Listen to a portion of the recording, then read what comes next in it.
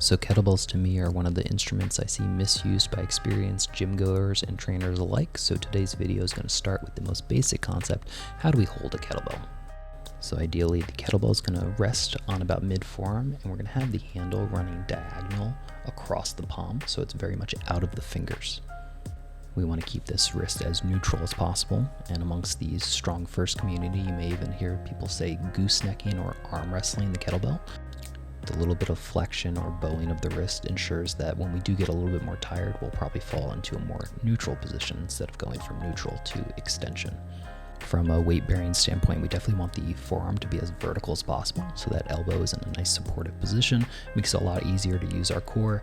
The worst thing you could do is this here, which is a weak wrist and then kind of popping the elbow out to the side. I see this one the absolute most. It's terrible for getting your core engaged, terrible for your shoulders, and if you have anybody holding a kettlebell like this, just stop. Just give them a dumbbell or teach them how to do it better. Now that we got that out of the way, we're going to go ahead and work on our arm bar. Ignore my dog right there. We're going to start off in a fetal position. We're really going to arm wrestle that bell and then press it up to the sky with both hands. So there we go, we arm wrestle it, we press it up with both hands. We're going to extend this arm up overhead. It's going to stay on the ground the whole time, and then we're really going to push through our heel and try to get our torso as open as possible. I like to feel as if my shoulder blades are stacked under the weight, and then once we're nice and stable, we can go ahead and kick that leg through.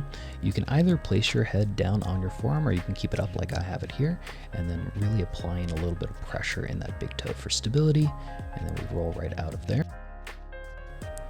From this posterior view, you're going to see essentially our shoulder blade position. I like to feel as if that shoulder blade is driving down towards my butt or even scooping around my rib cage at the same time. To touch on this again, having a better racked position or hold of the kettlebell is going to allow us to use our lats for a bit more trunk stability. Holding a kettlebell in any other way is severely limiting your gains and your client's gains if you're having them hold it improperly with bad technique, because it means they're probably using less weight than they probably could.